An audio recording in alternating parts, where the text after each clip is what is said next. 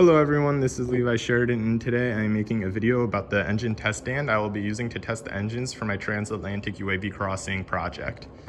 The test stand is mostly built up of 20 by 20 aluminum extrusion held together with these gusset brackets and a few of these 45-degree brackets as well. These rings are from a bike wheel, and they're here for protection. So the engine will be mounted here on this engine mount. This engine mounts for the Saito FA125A, and the propeller will be spinning right in front of it. So the goal of this is I will be putting netting around it, and if a propeller were to break mid-test and fly out tangentially, that would prevent any kind of damage from that. I intend to use this inside, so that's why it's important for me to have that from a safety perspective. So like I said, the whole thing's 20 by 20 aluminum extrusion. This is the engine mount, and the engine mount is mounted onto two load cells, one here and one here. You can see, so when the engine's gonna blow air this way, so it's gonna produce a thrust that direction, and it's gonna try to bend this whole thing forward, which will then induce a stress and a strain in the strain gauge, and it will output that data, and I will be able to collect thrust data for the engine mid-test.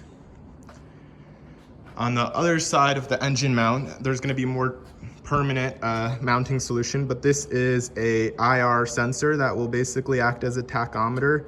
I put the IR sensor inside of a 3D printed case for streamlining purposes. This is what it looks like out of the case. But I basically am trying to make everything downstream of the propeller to be as streamlined as possible, because like I said, I'll be using this inside, and any kind of structure behind the propeller will make noise that's not necessary. So that's also the intent of these streamlined airfoil structures that are around the extrusion. But this whole section is very modular. I can remove this mount and move those two pillars further apart, and also raise it up and down. So if I want to test a different engine, that's okay.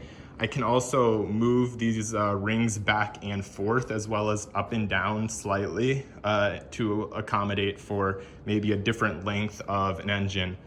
Moving on back behind the engine mount, there will sit the fuel tank. The first tests will be with a carbureted engine. At some point in time, I intend to use a EFI system for the engine for efficiency purposes, and at that point I'll have to retrofit the pumps and other sensors and controllers here. But like I said, this is the fuel tank. It's 1500 cc, and it's fairly large, and it will allow me to do some pretty long tests. Not the full endurance test that I will need to do, so I'll need to get a different tank for that, but it will be good in the meantime. This space is where I intend to put the rest of the electronics. So this sits in the front, that's the IR sensor.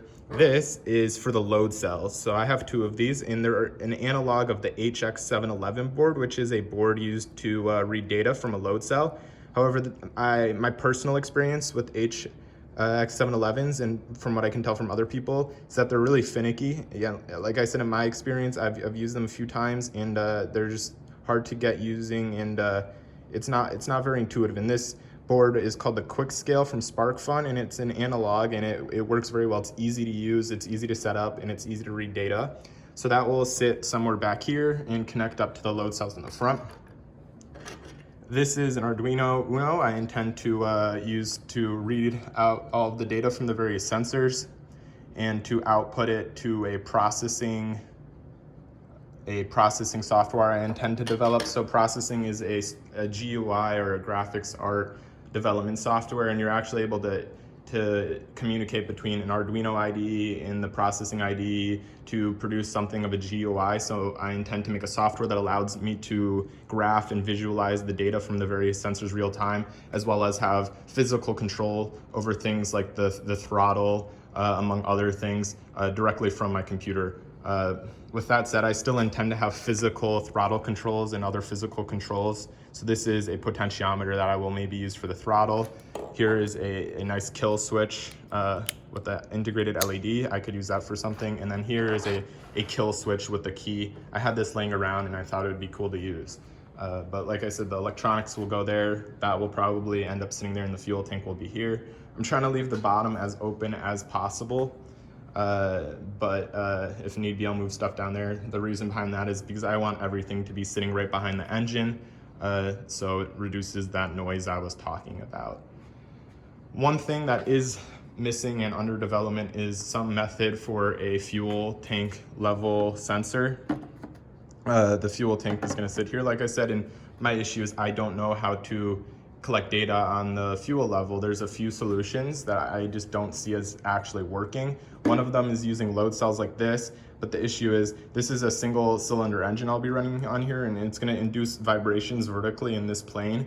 And if I take the load cells and then turn them 90 degrees, it will induce vibrations inside of the load cell if it's mounted that way, and it will cause deviations in the output. So that won't work.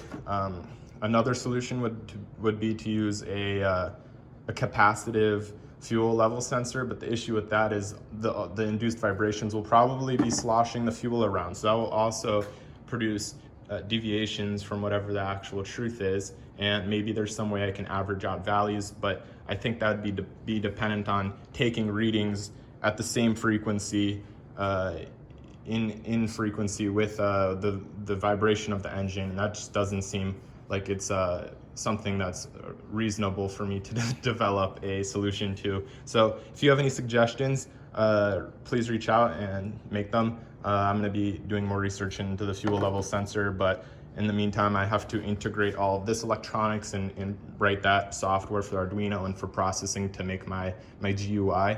But for now, this is pretty much the entire structure. I need to add the netting, and I need to make a stand for it to hold it up off the ground.